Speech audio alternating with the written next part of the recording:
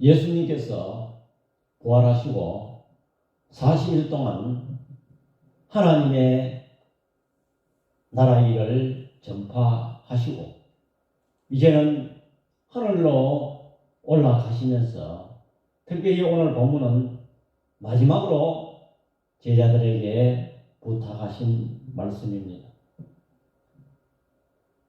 우리가 사람도 일반적으로 죽거나 떠날 때에 굉장히 중요한 말을 합니다. 그래서 사람들이 죽을 때에 그 유언 이런 것은 대단히 중요한 것입니다. 예수님께서도 하나님의 아들로 이 세상에 오셔서 3년 동안 공생의 생활을 마치시고 또 십자가에 죽으시고 부활하시고 40일 동안 계시면서 이제 하늘로 올라가시기 직전에 하신 말씀은 정말 중요한 말씀이고 또 제자들에게 말씀하셨지만 이것은 신약 시대에 사는 우리로서 오고 오는 모든 세대에 지표가 되고 또 오늘 우리에게 말씀하신 유언이라고 생각하면 되는 것입니다. 특별히 오늘 여기에 사도행전 기록자는 누구냐 하면 누가복음을 기록한 누가인 것입니다.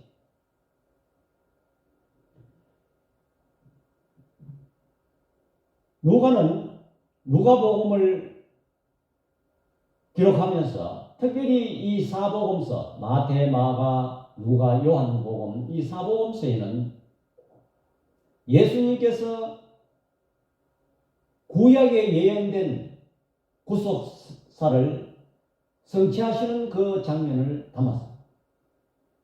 그래서 예수님께서 공생의 생활을 하시고 십자가에 죽으시고 부활하신 사건을 기록한 것이 성천하신 그 사건을 기록한 것이 이 사복음서입니다. 그럼 사도행전은 무엇이냐? 예수님께서 성천하시고 성령께서 오셔서 복음이 그 예루살렘과 유대와 사마리아와 땅끝까지 전파되는 즉 다시 말해서 신약 교회가 태생하는 그 과정을 말씀하고 있는 것입니다. 구약은 성부 하나님께서 주도한 시대였습니다. 그래서 하나님께서 직접 택한 백성들에게 나타나셔서 음성으로 그들에게 계시하셨습니다. 2000년 전에는 하나님의 아들 성자 예수님이 이 세상에 오셔서 성자 예수님의 시대가 열렸습니다. 다시 말해서 하나님이 직접 이 세상에 오셨습니다. 예수님께서 공생의 생활을 마치고 십자가에 죽으시고 부활하시고 성천하신 그 다음에는 성령이 오셨습니다. 그래서 지금 시대는 성령의 시대인 것입니다. 이러한 사실을 우리는 알고 신앙생활 해야 되는 것입니다. 예수님께서 초림하시고 재림 초림하시고 성천하시고 재림 앞으로 오실 그 재림 시간에 그 시대에 사는 다시 말해서 신약 시대에 사는 성도들은 예수 그리스도의 복음이 땅끝까지 전파되는 그런 방향으로 우리가 사명감을 가지고 살아가야 된다는 것입니다. 특별히 이 사도행전은 도입부를 통해서 구속사 방향은 예수님의 성천과 재림 사이에 예수 그리스도의 복음이 땅끝까지 전파되는 방향으로 전개된다는 것을 이야기하고 있고, 두 번째로 제자들과 교회의 지상과제는 성령의 능력으로 예수 그리스도의 복음이 땅끝까지 전파된다는 그런 두 가지 뜻을 갖고 있는 것입니다. 다시 말해서 오늘날 이 교회는 땅끝까지 전파되는 그런 역할을 수행해야 되고, 그 땅끝까지 전파되는 이 복음은 성령의 능력으로 진행된다는 것을 우리는 알아야 됩니다. 오늘 여기 본문 말씀 사도행전 1장 8절에 오직 성령이 너희에게 임하시면 너희가 권능을 받고 예루살렘과 온 유대와 사마리아와 땅끝까지 이르러 내 증인이 되리라 하시냐. 내 증인이 되리라. 다시 말해서 오늘날 우리는 예수님의 증인이 되어야 하고 되는 삶을 살아야 됩니다. 그렇다면 어떻게 해야 증인이 되는 삶을 살 것인가? 증인의 삶은 무엇인가 하는 것이 오늘 설교의 제목인 것입니다. 증인의 삶을 살면 오늘 본문을 통해서 보니까 예수님을 우리는 바로 알아야 됩니다. 예수님은 어떤 분이신가를 우리는 바로 알아야 증인의 삶을 살 수가 있는 것입니다. 오늘 6절, 7절 다 같이 시작. 그들이 모였을 때에 예수께 여쭈어 이르되 주께서 이스라엘 나라를 회복하시니 이때니까 하니 이르시되 때와 시기는 아버지께서 자기의 고난에 두셨으니 너희가 알 바가 아니요. 예수님은 이 세상에 오셔서 많은 오해를 받았습니다. 십자가에 못 박히신 것도 오해인 것입니다. 예수님은 하나님의 아들로서 복음을 전파하셨는데 십자가에 못 박은 사람들은 예수님은 하나님의 아들로 인정하지 않았습니다. 그렇기 때문에 오해해서 예수님을 십자가에 못 박았습니다. 오늘 이 제자들도 3년 동안 예수님을 따라다니면서 예수님에게 교육을 받고 직접 예수님이 십자가에 죽으시고 부활하신 것을 만나는 제자들조차 예수님을 바로 믿지 못했다는 것입니다. 오늘 여기 우리가 읽었는 6절 7절에 보니까 주께서 이스라엘 나라를 회복하심이 이때니까 너희가 성령을 받을 것이라고, 성령 세례를 받을 것이라고 몇 날이 못되어 예루살렘에 기다리라, 몇 날이 못되어 성령을 받으시라고 예수님께서 말씀하셨거든요.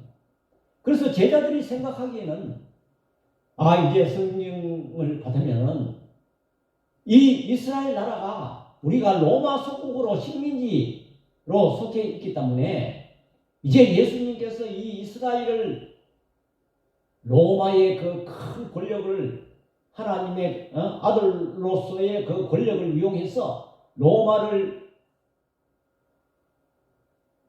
제거시키고 우리를 해방시켜 주실 거라는 그런 기대감 속에 예수님께 질문을 하는 것입니다.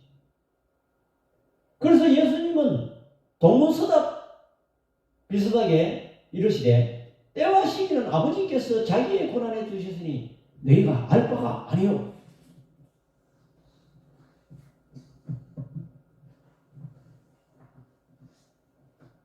예수님은 이스라엘 나라 회복에 관심이 있는 것이 아니고 하나님 나라에 관심 있는 분이라는 것을 여러분들 믿으시기 바랍니다. 공생애에서 예를 들면 예수님께서 보리떡 5개와 물고기 2마리를 가지고 5,000명을 먹이시고 12방구리가 남는 그런 기적을 행했습니다. 그러니까 수많은 사람들이 몰려들었어요. 아, 예수님 따라가면 이제는 먹고 사는 문제가 해결되겠구나. 이렇게 해서 수많은 사람들이 몰려요. 그런데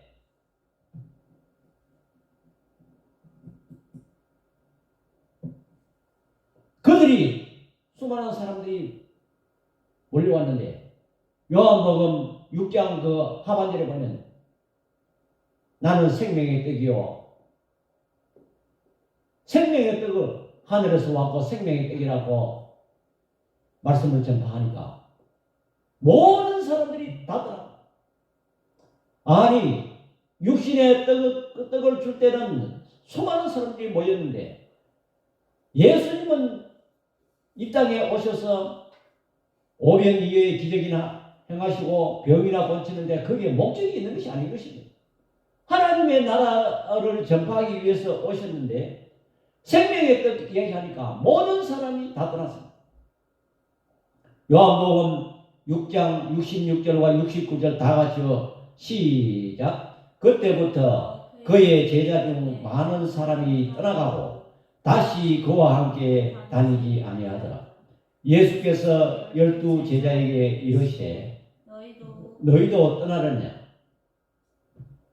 68절로 시작. 시몬 베드로가 대답하되 주여 영생의 말씀이 주께 있사오니 우리가 누구에게로 가오리까?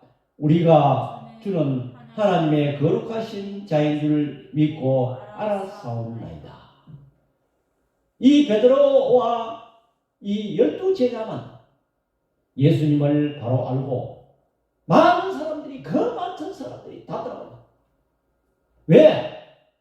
그들의 관심은 육신에 있었기 때문에 그렇습니다.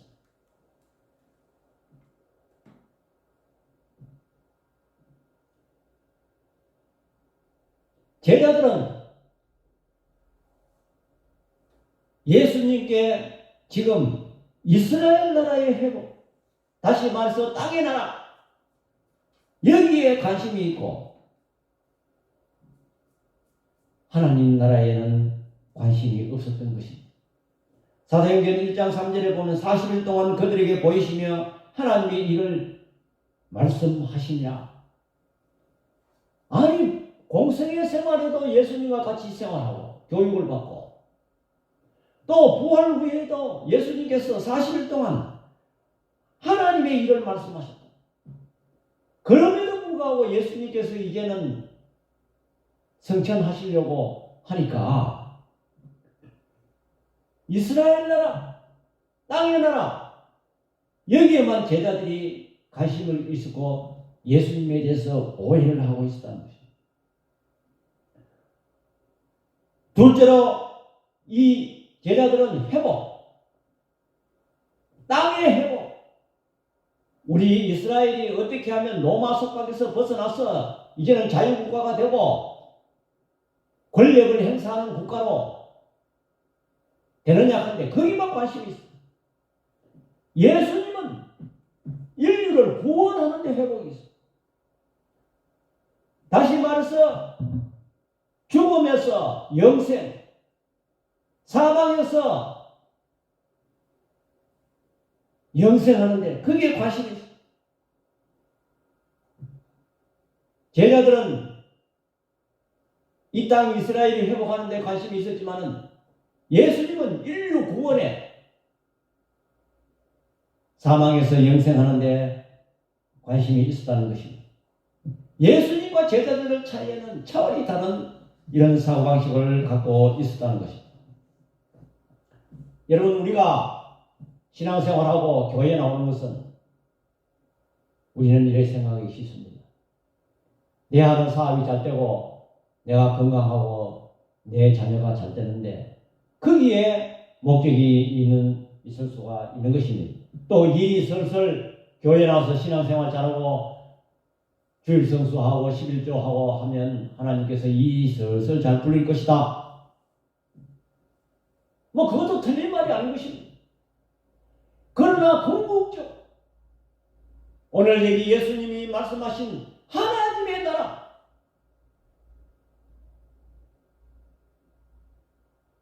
예수님과 보조를 맞추고 예수님의 뜻에 부합하는 신앙생활을 해야지. 그것은 일반 다른 종교도 다 추구하는 것입니다. 이것은 오늘 제자들과 사고방식이 같다고 볼 수가 있는 것입니다. 그래서 우리는 예수님을 오해해서는 안 되는 것입니다. 예수님은 그저 이 땅의 회복, 이 땅에 잘 사는 거, 이 땅에 건강하는 거, 이 땅에 잘 풀리는 거, 그것만 우리가 목표로 한다면 우리는 예수님을 오해하는 것입니다. 그것은 우리가 하나님의 나라 일을 감당하게 되면 저절로 다 주시는 것입니다. 너희는 그의 나라와 그의 일을 먼저 구하라. 그리하면 이 모든 것을 너희에게 주시리라. 그거 안 된다는 것이 아닙니다. 그 순서가 그의 나라와 그의 일을 먼저 구해야 된다는 것입니다. 지금 제자들은 땅의 이스라엘 나라의 회복에 관심이 있고 하나님의 나라의 일은 관심이 없었습니다. 이것이 예수님을 바로 알지 못했다는 것입니다. 우리가 어떤 사람을 추종하거나 어떤 신앙을 가질 때에 바로 알고 우리가 따라가야 되는 것입니다. 만약에 우리가 예수를 믿고 신앙생활 하는데 예수님을 따라간다면 땅의 나라 이거 육신의 건강, 물질의 축복, 자녀 잘 되는 거 이것만 보고 따라간다면 그것이 부합하지 않을 때 떠날 수가 있다는 것입니다. 마치 오병이의 기적을 베풀었던 군중들이 예수님께서 하나님의 나라 일을 말씀하시고 생명의 떡 이야기하니까 모두 떠난 것 같이 우리는 예수님을 바로 알고 신앙생활을 해야 된다는 것을 여러분들 깨달으시기 바랍니다. 그리고 7절에 보니까 때와 시기는 제자들이 질문했을 때 예수님은 하나님의 권한에 두셨다는 것입니다. 우리는 헬라에 보면 시간을 두 가지로 설명하고 있는 것입니다. 크로노스의 시간이 있고 카이로스의 시간이 있습니다. 이 크로노스의 시간은 누구에게나 주어진 하나님이 설정하신 그 물리적인 그런 시간인 것입니다. 우리는 그 크로노스의 시간 속에 살고 있는 것입니다. 카이로스의 시간은 특정한 시간인 것입니다. 그것은 하나님의 시간인 것입니다. 또 우리가 하나님에게 붙들려서 하나님에 사로잡혀서 사는 그 시간을 카이로스의 시간입니다. 둘 다 이 시간은 하나님께 속해 있습니다. 그러나 우리는 적절할 때 하나님께서 우리를 인도하시고 은혜를 베푸시는 것입니다. 여러분, 우리는 때로는 제자들처럼 조급할 때가 많습니다. 때와 시기가 언제입니까? 우리가 이 신앙생활 하면서 이 세상 일을 할 때 아이고 지금 내가 뭘 해야 되는데 지금 내가 뭘 해야 되는데 우리는 조급합니다. 그러나 내 시간표대로 일이 이루어진다면 낭패당할 일이 많습니다. 예를 들어 볼까요? 요셉이 13년 동안 하나님께서 주신 꿈이 얼마나 화려합니까?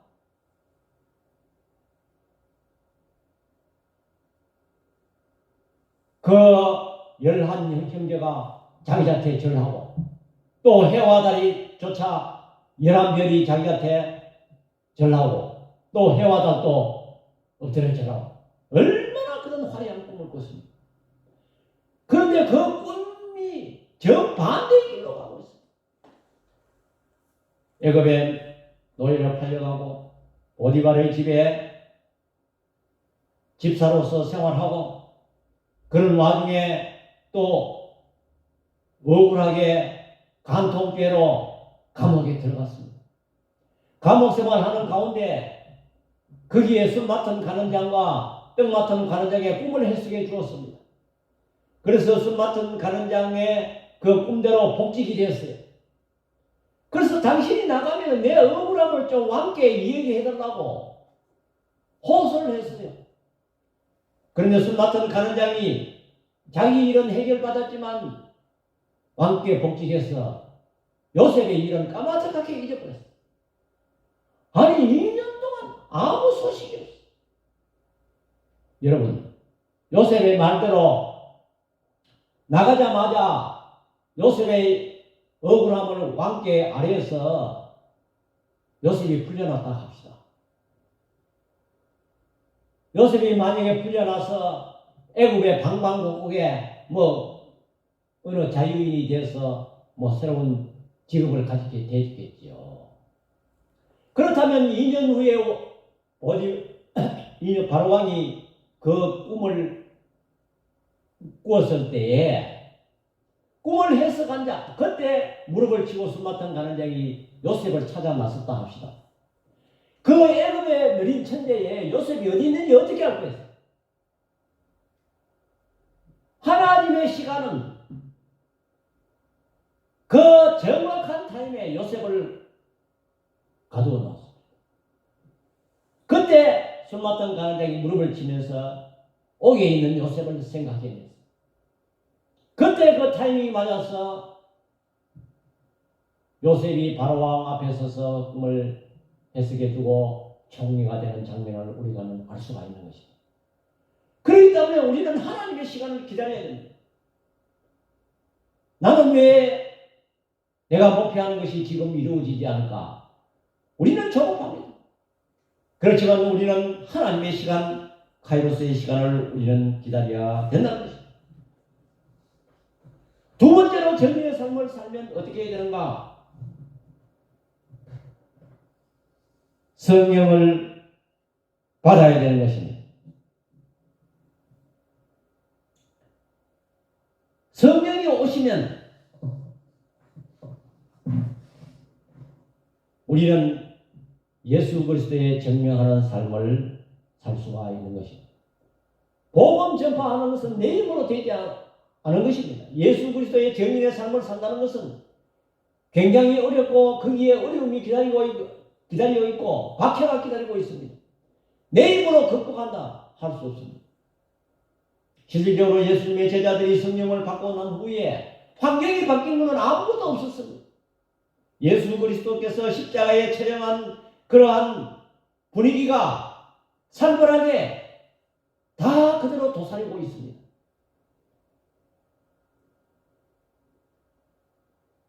많은 대제사장들과 바리새인들 또한 예수 그리스도를 십자가에 못 박은 그 로마의 살벌한 그런 권력들이 그대로 서슬프게 살아있습니다. 그런데 그들이 성령 받고 난 후에는 왜 그렇게 자신감 있게 두려움이 사라지고 복음을 전파했습니까? 성령을 받았기 때문에 그런 것입니다. 성령을 받으면 어떤 일이 벌어지느냐? 예수님의 정의에 살면 어떤 일이 벌어지느냐? 우리는 나를 증명하기 위해서 세상을 힘들게 삽니다. 왜냐하면 나를 증명해야 먹고 살기 때문에, 경쟁에서 치이지 않기 때문에. 나를 증명하기 위해서 스펙을 쌓고 학력을 쌓고 노력을 합니다. 왜냐? 내가 이런 사람이다 드러내야 인정을 받으니까. 돈을 벌고 내가 재력이 이렇다 하는 것을 나타내야 살아갈 수가 있으니까. 내가 나를 증명하기 위해서 이렇게 힘들게 삽니다.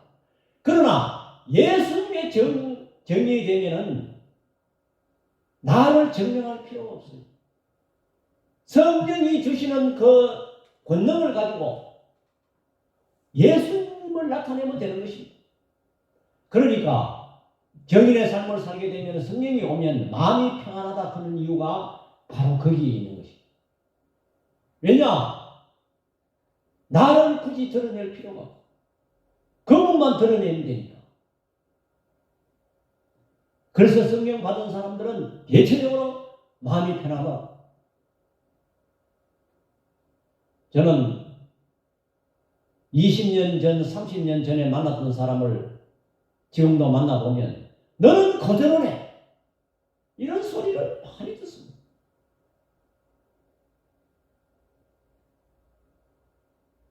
너는 하나도 안 변했다. 오히려 더 좋아졌다는 그런. 예수 그리스도를 만나고 예수님의 정의의 삶을 사는 사람은 조급할 필요가 없고 마음이 평안하다는 것입니다. 또 정의의 삶을 살려면은 예수님을 바로 전할 수가 있는 것입니다. 만약에 성령을 받지 아니하고 예수님의 정의의 삶을 산다? 그러면 내가 듣고 싶은 것 듣고 내가 말하고 싶은 것 말하고 내 생각을 이야기하는 것은 예수 그리스도의 정의의 삶을 사는 것이 아닌 것입니다. 반드시 정의의 삶을 살려면 성령을 받아야 돼요. 성령이 오시면 그분께서 말씀하시고 깨우쳐 주시는 것입니다.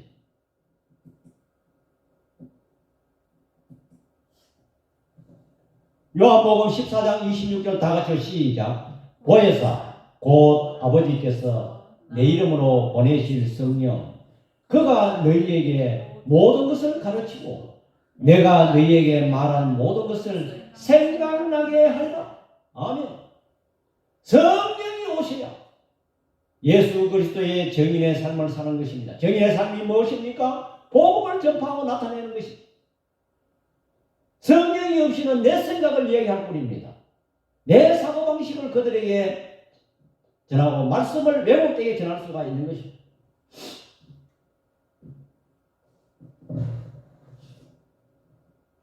또 오늘 본문이 보니까 예수님은 이 말씀을 마치시고 하늘로 올라가셨다고 말하고 있는 것입니다. 이 말씀이 무엇이냐? 사도행전 1장 8절 다 같이 시작. 오직 성령이 너희에게 임하시면 너희가 권능을 받고 예루살렘과 온 유대와 사마리아와 땅끝까지 이르러 내 증인이 되리라고 말씀하고 있는 것입니다. 세 번째로 이 정인의 삶은 복음 전파자가 되어야 된다는 것입니다. 복음 전파자는 무엇입니까? 나가서 전파해야 된다는 것입니다. 교회는 우리끼리만 모이는 것이 이 교회가 아닌 것입니다. 유대와 사마리아와 땅끝까지 내 증인이 되는 삶이 이 증인의 삶인 것입니다.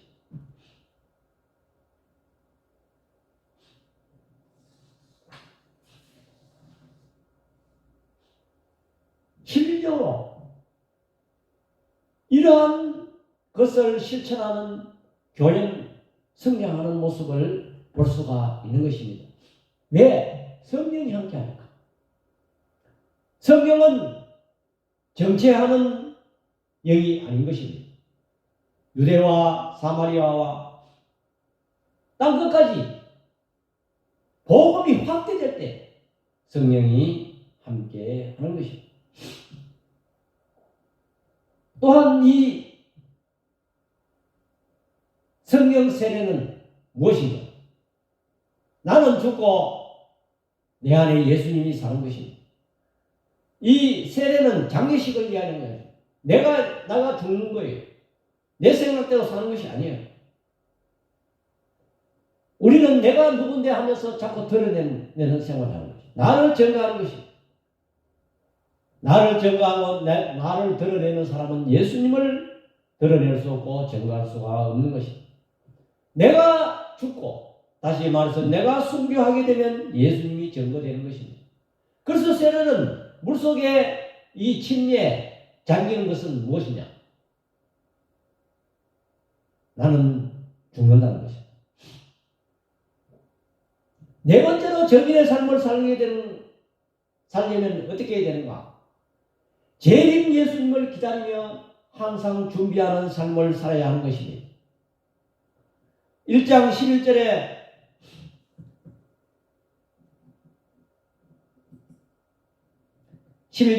우리 다 같이 시작.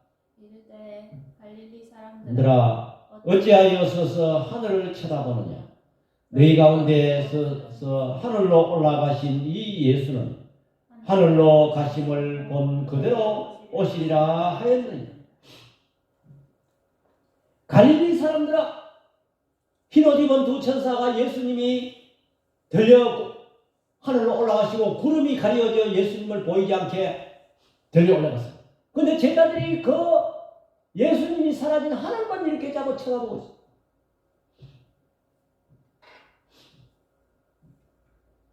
이 천사의 말은 갈릴리 사람들아 하는 것은 무슨 말이냐? 갈릴리 사람은 배우지 못하고 세상 사람을 얘기하는 거예요. 너희가 복음을 전파하지 않냐고 하면은 갈릴리 사람 된다는 그런 뜻입니다. 그저 평범한 세상 사람이 된다는 것입니다. 이것은 오늘날 우리에게 말씀하신 무슨 말이냐? 너희도 복음을 전파하지 않으면은 여기에 평범한 경주 사람 된다는 거예요. 경주 사람이 뭡니까? 세상에 그저 동물처럼 먹고 살다가 나중에 나이 많아가지고 험하게 죽는 거. 일반 사람이 죽는 거. 복음 전파하지 않으면 우리는 경주 사람 된다. 그런 뜻이에요. 또 어찌하여 하늘만 쳐다보느냐? 그때 당시에 재림하는 예수를 기다리면서 세상 일을 등한시하는 그런 사람들이 많아서 우리는 예수를 믿는다 하면서 재림 예수만 고대하고 이 세상 일은 팽개치고 형편없이 생활하고, 그것은 복음 전파자의 정인의 삶이 좋지 못하는 거죠. 또 다시 오실 예수님이 보신 그대로 하늘로 올라가신 그대로 육체의 그 모습으로 모든 사람이 육신의 눈으로 볼 수 있도록 예수님이 그대로 오신다는 것을 말씀하는 것은 무엇을 또 나타내느냐?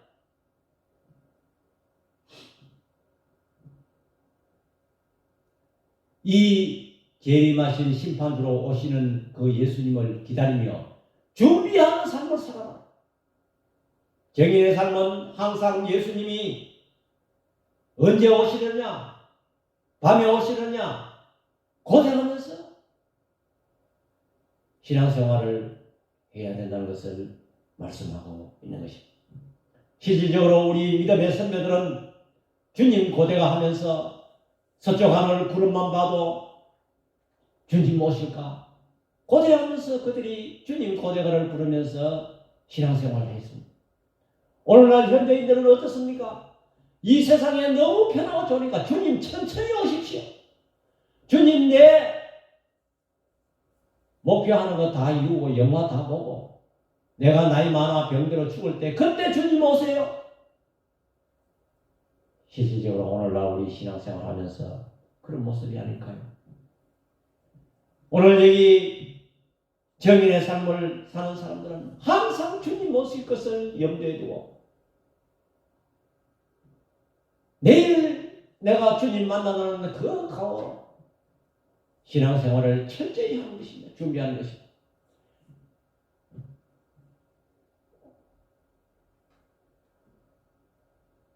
믿음 준비 잘하고 기름 준비 잘하는 그런 등불을 준비하는 처녀들처럼 신랑을 맞이할 그런 처녀들처럼 우리도 항상 이 다시 오실 예수님을 준비하며 살아야 된다는 것입니다.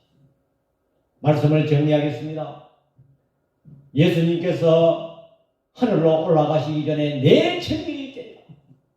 내 정인이 되는 삶을 어떻게 해야 되느냐? 우리는 예수님을 우리는 바로 알아야 된다. 예수님은 이 세상 나라를 회복시키는 데 관심이 있는 것이 아니고 인류가 죄에서 구원하고 회복시키는 데 관심이 있어요. 하나님의 나라에 관심이 있으신 분이라는 것을 우리는 알아야 돼요. 또한 두 번째로 이 정인의 삶을 살려면 성령을 충만히 받아야 되는 것입니다. 이 정인의 삶은 내 힘으로 감당할 수가 없는 것입니다. 성령의 능력으로 이 정인의 삶을 살아야 된다는 것을 말해주고 있는 것입니다. 세 번째로 정인의 삶은 복음을 전파하는 데 있는 것입니다. 영혼참하신 신앙생활하고 영혼참하면 구원받고 우리 가정만 구원받고 이것은 정인의 삶이 아닌 것입니다. 믿지 않는 불신자들에게 복음을 전파하는 삶이 정인의 삶이라는 것입니다. 마지막으로 정인의 삶은 다시 오실 예수님을 준비하고 기다리며 고대하면서 복음을 전파할 때 저 세상 사람들과 같이 평범한 그런 사람이야. 오늘 여기 본문을 보니까 갈릴리 사람들아, 이 경주 사람들아, 우리가 경주 사람 되기 싫었고 하늘나라의 사람이 되려면 우리는 정인의 삶을 살아야 된다는 것을 여러분들 믿으시고 이 말씀을 꼭 실천하셨습니다. 다시 오실 예수님을 영광스럽게 맞이하는 저와 여러분들 다 되시기 바랍니다.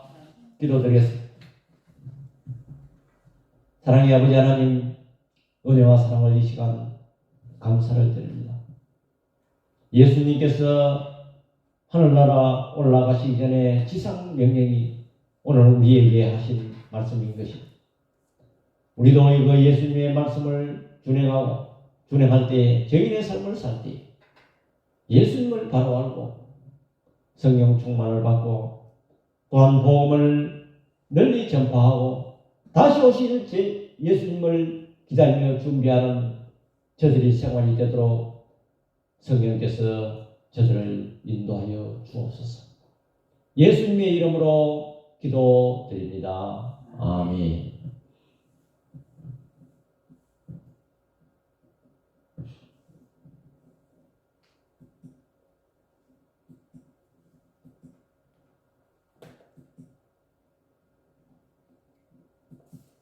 우리 찬송가 502장 하시겠습니다.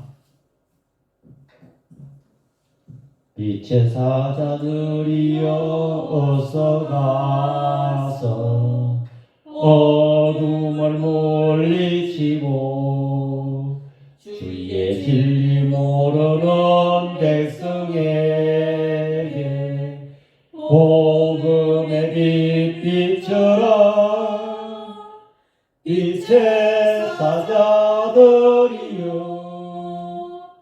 복음의 빛처럼 죄로운 밤 밝게 비춰라 빛의 사자들이여 선한 사역 위하여 힘을 내라 주 함께 하시겠네 주의 거신 사랑을 전파하며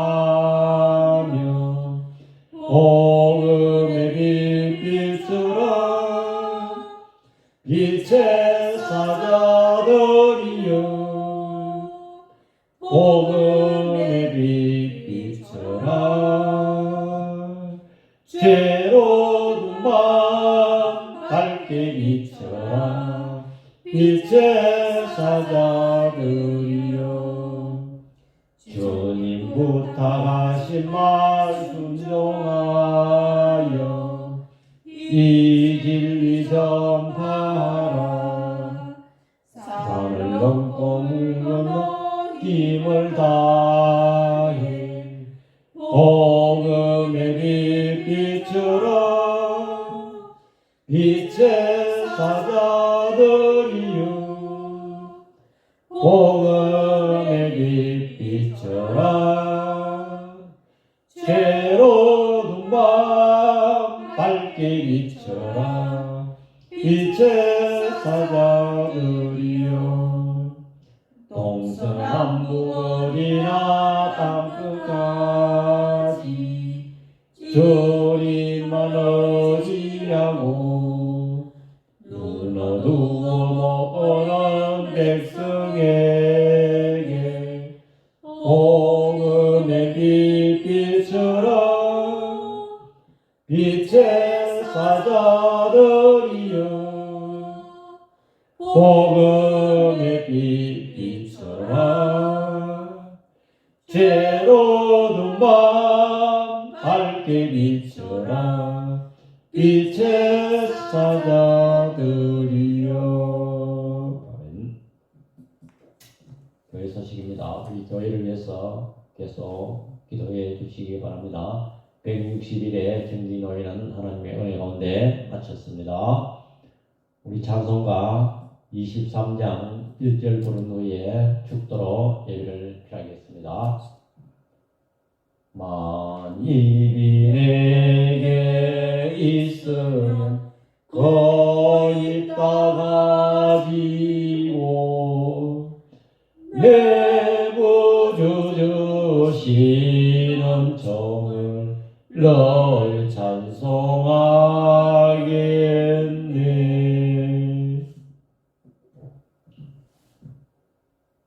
지금은 우리 주 예수 그리스도의 은혜와 우리 아버지 하나님의 만극하신 사랑과 성령 하나님의 감화교통 위로하시는 은사가 정인의 삶을 살기를 소원하는 주의 백성들 머리 위에와 우리 눈뜨는 교회 위에 지금부터 영원토록 함께 있을지어다. 아멘.